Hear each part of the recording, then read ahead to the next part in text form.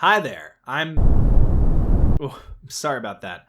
I'm Mute and I just went to Halloween Horror Nights 2023. I got invited by a friend at the last minute, so I didn't do things how I normally do. Normally, I'll go for one night with an express pass, I'll stay on property, and I'll bang out all 10 houses. But this year, instead, we got a normal ticket, and so I only saw 5. We chose our 5 houses based on lists that we found on the internet, but I think most of those lists were wrong, and we also made a couple mistakes along the way, so I just kind of want to talk about it. Plus, I struggle to remember some of the houses that I've seen in past years and what made them great. Except for you, Graveyard Games, I fucking love you. So I want to have a place where I can record all of the information from every year and sort of look back on it and review my Halloween Horror Nights experiences. And since this is my personal channel, this is where I'm going to do it. I'm going to start with the scare zone, so if you just want to hear things about the 5 houses that we did hit, I'll put a time skip in the description, but here we go. For the first time ever, Death Eaters are roaming around Diagon Alley, and it's a massive disappointment. I understand maybe there were issues with the IP.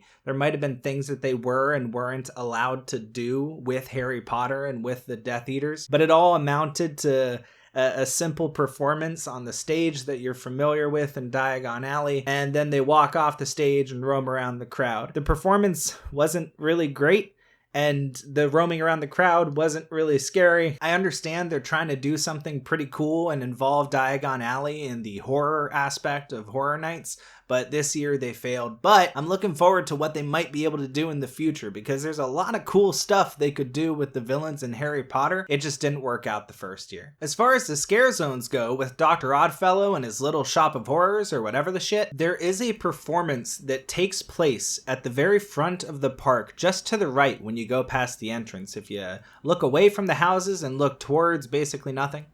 And it seems necessary to see this performance because I don't understand Dr. Oddfellow or anything that he's about, and I'll get into that later on in the video when I'm talking about his house. But as far as the scare zones go, it appears that this performance is necessary to have any inkling of an idea of what's going on. All of the scare zones this year are related to Dr. Oddfellow, and I assumed before going that this was meant to explain his character more before we saw his house, but after going through every scare zone, I genuinely don't know anything about him, and it's difficult to even tell the scare zones apart from each other. If anything were to jump out at me at this point, it might be Vamp 69 Summer of Blood, because it's a Woodstock reference and it's kind of funny. Apart from that, maybe Shipyard has their attempt at Hot Girl in Cage, but everything fell flat, to be honest. So if you want to have any idea of what's going on, you definitely probably need to stop near the giant pumpkin at the start of the park, which wasn't out when we went through around park open at like 6:20-ish, maybe 6:30. I don't know when he shows up, but I assume that he provides all the necessary information for you to have any idea of who he is or what he's doing at Horror Nights. I know that sounds harsh, but when I think about scare zones that I actually remember, I think of Zombieland Double Tap from 2019, or Trick or Treat from 2017, and I feel like they just failed to grab my attention in any way, and at that point, they might as well not even be there. And if anyone's even wondering at this point, I refuse to go and watch their stage show until they bring back Bill and Ted. And now for the moment nobody's been waiting for, the houses. Up front, the houses that we skipped based on the list that we saw, kind of, were Chucky Ultimate Kill Count, The Last of Us, The Exorcist Believer, Dueling Dragons Choose Thy Fate, and Yeti Campground Kills. I heard good things about The Exorcist Believer from somebody in line, but the person that he was with said that that one was boring, while she said that Chucky Ultimate Kill Count was good, but he said that one was boring, so who knows? All I know is that the 2 that I missed and would probably go back for are Yeti, because I heard good things about it, and Dueling Dragons, because I heard the set design is amazing. With that out of the way, we go from disappointment to disappointment, from the scare zones to the main reason I'm even making this video, which is Stranger Things. Stranger Things topped everybody's list, even the guy who gave the most respect to the house that I think is House of the Year. So we rushed over to make it in time for maybe less people to be over there, but let me be clear about this. If you're going without an express pass, that is a mistake. The main way to avoid waiting in really long lines in the regular line is to avoid where the express people are going to be. I hadn't considered that because normally I have the express pass. I have all the power. But we raced straight there. We waited in a 90-minute line to see one of the houses that everybody had in their top 3, and it was just a disappointment. I've seen Stranger Things at Horror Nights before, back in 2019. Same year as Graveyard Games. Congratulations on second place! Back then they were covering season 3, and their display of the Demogorgon and its giant vine-like appendages and the Ships Ahoy, or I can't even remember the name, but that place where they dressed up like sailors. They captured the scale and they made it scary, and it was really impressive, and I enjoyed it quite a bit in that year. But this year, they just completely screwed it up. It felt like walking through and seeing scenes from the season, which wasn't all bad. The scene with Eddie and the dorky one. Oh my god, I can't remember his name. It doesn't matter. The scene with Eddie and the dorky one playing metal out in the storm, it was awesome. I really enjoyed that, and that was probably the only highlight of the house for me. Everything else fell short. It felt like, oh hey, there's that scene from this season. Oh hey, there's another scene from this season.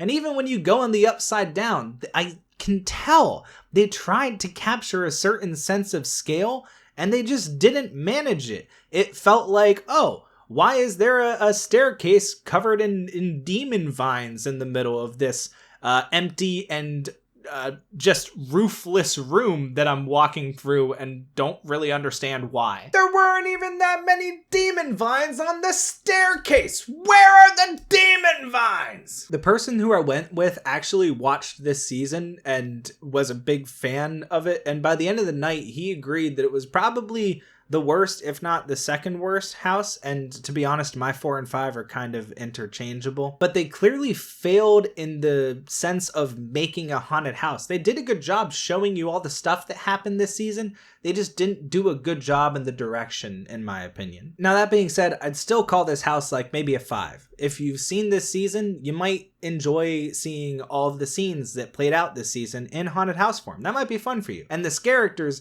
despite their costumes not being very impressive in real life, and they kind of look a little bit dorky. Even the Vecna exhibit was kind of disappointing. I saw pictures of it that made it look awesome, and as we were going through the house, it looked fake. That's the only way to describe it. It looked fake. It looked like it was made of plastic. But despite that, the house is like a 5. I would never drop too low for houses that can manage to be decent houses in any way, shape, and form. And the set design was pretty cool. It wasn't good. It was just mid. The whole house was mid, the characters were mid, most of the scenes were mid apart from that scene with Eddie and I think it's Dustin. But they clearly put some effort in and it just came out to be mid. It was about a 5, like a 5 out of 10. You know, I would never disrespect it by calling it like a 2. Like I would never call it a 2 like I would like, I don't know, Nightingale Blood Pit from 2019. I would never disrespect this house by comparing it to Nightingale Blood Pit, which was a 2.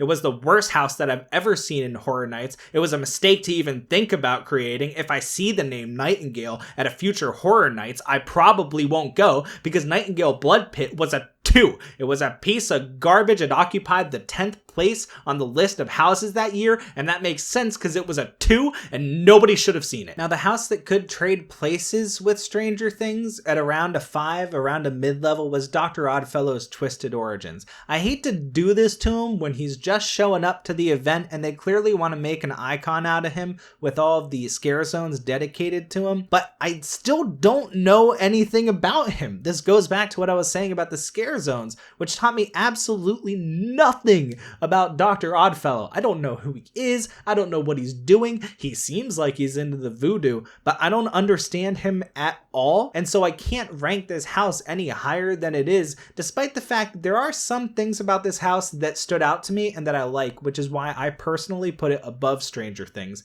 even though my friend said Stranger Things was better than this house. Here's where I have to give some credit to the lists on the internet that I disagree with so hard. I think Dr. Oddfellow was a striking character. In his house, he really caught your attention, and every character that they had portray him did a fantastic job. I was really impressed by the performances that they gave. But apart from Dr. Oddfellow and his spookiness, it was just a clown haunted house that didn't really stand out too much, apart from some of the scares. Spoiler warning if you don't want to hear about any of the scares. At one point in the house, you see this character about maybe eye level, maybe a little bit higher, waving their hands around, their head is wagging back and forth, and you're paying attention to him, and you're going, well, that's not that scary. And then the body underneath the head jumps out at you and tries to grab at you, and it freaked me out. It was a fantastic scare, and one of the few that I would say were really highlights in terms of just using the environment and spooking you, getting you. I don't get got that often, and that absolutely got me. But yeah, it was about a 5 out of 10. Stranger Things might be better than it might be worse. If you've seen Stranger Things, you should probably see it over this house, but not over any of the other houses that I'm about to talk about, because we're going from the 2 that were kind of disappointing, not that impressive, to the 3 that blew me the fuck away. The Darkest Deal takes every complaint that I have about Dr. Oddfellow and tells me that I was absolutely correct. Because you might say, Mute, you can't necessarily tell a story through a haunted house that effectively. It's loud in there, there's all sorts of noises going on, but then in jumps Pine Straw Spruce. Now, admittedly, I didn't really know his name just now. I looked it up on the website, but I know everything else about him. I know about his deal with the Collector, which I also looked up. Don't judge me. The Collector is basically the devil, and he trades Pine Straw his soul for the ability to make the crowds move and jive like you would not fucking believe. And they tell the story of Pine Straw as you're walking through the house in a way that sort of feels like walking through a movie or maybe a theatrical play. They did a fantastic job at storytelling with this house. They don't need the backdrop of Dr. Oddfellow not doing this in any way, shape, or form to make this house stand out and be very much impressive. Unfortunately, I feel like at most I can call it an 8 out of 10 due to the fact that the house's concept isn't necessarily that interesting, but they executed this concept about as well as they possibly could, I think. Maybe if you're more interested in this concept of a blues musician who sells his soul to the devil, then you would see this house as closer to a 9 or maybe even a 10. However, in my opinion, it sits at an 8. To be honest, this is probably the 3rd best house of the year. From what I've heard about the other houses that I didn't see, I don't think they can top this house or the other 2 that I'm about to talk about. Which brings us to Universal Monsters, which I also gave an 8 out of 10, but that's tentative and not necessarily correct because we ran into some issues. See, every once in a while you'll go through a haunted house and you'll be really confused and bored because nothing's happening and you have no idea what's going on, and I don't really know the exact reason this ever happens. My assumption is always that it's a cast change, and I never blame the haunted house itself or the direction of it. But it's safe to say that's exactly what happened to me and my buddy in Universal Monsters when we went through, and for about 20 odd seconds, just nothing happened. Nothing showed up. It was after the Phantom of the Opera was there. You could say it was the Invisible Man, but no sounds, no nothing, just walking through capes. Our assumption was that we clearly missed something. Something was supposed to happen, and then it didn't, which is an absolute shame, but it is what it is. It happens. So by the end of it, we had seen a lot of the Phantom of the Opera, but almost nothing from Jekyll and Hyde or the Hunchback of Notre Dame. We saw some of the Invisible Man. It wasn't as much as the Phantom, and clearly this house is focused around the Phantom mostly, but it was clear and obvious to us by the end of it that we had seen almost nothing of the other 3, and so clearly there had been some sort of mistake on the back end. There's not much you can do, but it does suck when you're waiting in line for an extended period of time, you don't have the express pass, and then you go through and get a bad run of a house. It feels bad. However, the set design was pretty impressive. As I was walking in, which everybody has been talking about, you see the full moon, you see a police officer above you, and he pointed directly at me. He was looking me dead in the eyes. He said, "Yes, you, get out of here. There's monsters afoot." But we did not get out of there, despite the footed monsters, and it turns out he was correct. We should have waited a few minutes, but it's fine. To be honest, the best I could give this house from what we saw was an 8 out of 10, but it's probably a 9. It did impress in every way that was visible to us, pun intended, and my friend thought that it was his house of the year. It was his favorite by far, but for my money, I just couldn't give it house of the year when somebody else tried so much harder and made a house that was so much more impressive. See, remember that part in the video where I said that if you pulled up the Universal website and you look at the list of the houses in 2019, let's say, and you look at the list and you get to the bottom and it says Nightingale Blood Pit in the 10th place position on that list, which is where it belongs, to be honest with you, because they shouldn't be advertising it in any way, shape, or form at all, because it's a 2 out of 10 house that nobody ever should have seen, but they put it in the 10th place on that list, and clearly that was intentional, right? Clearly they wanted it there so you wouldn't pay attention to it. Nobody wants to see this. Don't show it! Well, that is what I expected. That is the energy that I came into this year with. See, normally, when I go onto their website and check their list of houses, I look for number 10. Because that's about the spot that Nightingale Blood Pit, You motherfucker. occupied in 2019. And some of you know where I'm going with this. Some of you have seen the website. Some of you are checking it right now because I'm taking too long. My favorite house this year by a fucking landslide was Blood Moon Dark Offerings. I've got this at a 9.5 out of 10. It might be a 10 out of 10. I need to go back and do another run to see if this house is as good as I remember it being. But my God, this is a fantastic house. It's still not as good as Graveyard Games, but it was really, really good at what it did. The atmosphere in this house is incredible. You're in a settler colony where they believe in the moon as a kind of deity. And for the first time ever, they see a blood moon and they have no idea what to do. Well, actually, they figure it out pretty quickly. They decide to kill you and every other outsider to appease their god or goddess. The story in this house is simple, it's easy to understand, and every single character understood the assignment. They were creepy, they had this freakish look in their eyes. I felt scared, genuinely scared going through that house. It was amazing. The set design somehow captured a grander scale than Stranger Things managed to, and I don't understand how. It genuinely felt like you were going through their village. Everything felt life-sized. It didn't feel like you were on the set of some kind of attempt at recreating the scene. You were in the scene. The children walking around the flagpole with their potato sack heads, I mean, obviously they're set pieces, they're not actually real, but they were creepy. And the one person, as we went through our run, there was one person just walking around the town square looking at you, sort of judging you from afar, thinking about you, and you were like, what is going on in her head? Insert Inside Out meme.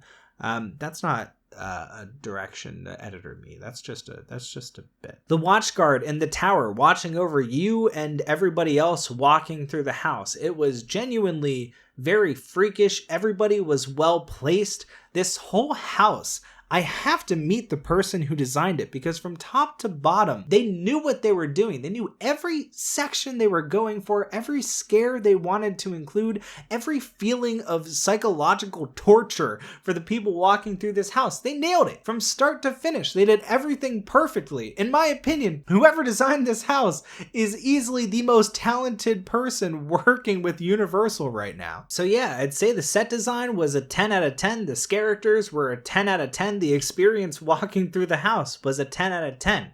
My only holdup in calling it, let's say a 9.5, is that there wasn't any wow factor that blew my fucking mind. And I don't know if that's me being unfair. I'm really not sure. I think they probably did this house as well as they possibly could have. This is probably the best version of this house. But when I think back to Graveyard Games, and yes, this is a running theme. I'm glad that you noticed. When I think back to Graveyard Games, I think of that one moment where everything went pitch black and you walk into this dark room and they use something that I had never seen before. And the audiophile in me was super excited when it was just this laughter and these voices coming from either side of your head. It was like that famous sound clip from the internet that sounds like your door being knocked on through your headphones, and so you go to check it and it kind of freaks you out. That was what I experienced in Graveyard Games. That's what pushed Graveyard Games over the edge for me to make it a 10 out of 10, and that's as ashamed as I am to say it, that's also the reason why I'm so hesitant to say Blood Moon was a 10. It is undoubtedly, in my mind, House of the Year. I can't even fucking imagine what the other houses could try to pull off to match what I experienced going through Blood Moon. I don't think it's possible. There's other ones that might follow my top 3. Dueling Dragons is probably better than most of the other houses. I think we missed out by not seeing Yeti. But in my opinion, the 3 best houses this year have to be Darkest Deal, Universal Monsters Unmasked, and Blood Moon Dark Offerings at number 1. It was an amazing house. If you go to Horror Nights, you absolutely cannot miss the chance to see it. The line is criminally short most of the time too. I mean, we went about a couple days ago, maybe on the 24th, maybe on the 23rd of September, about halfway through the event, and the line for Blood Moon was not that big, and the only person who rated it very highly on their list was the first guy that we checked, this points something guy on the internet. I can't remember what his name was, and I don't want to get in trouble for calling him out because he put Stranger Things in his top 3 like a fucking moron. However, he was the only person who gave the due respect to Blood Moon, putting it at his number 3. In my opinion, this is the house that you cannot fucking miss if you go to Horror Nights in 2023. It is the best one by far, and when I go back with my Express Pass, probably on a Wednesday because they're all sold out on the weekend for reasons I don't understand, I am going to go through this house again. I'm going to confirm how good it was from my first run through, and maybe even push it up to share that title of perfection with Graveyard Games. Brother, don't I fucking love Graveyard Games. So that was about it for my experience at Halloween Horror Nights 2023. Do you agree? Do you disagree? I don't care!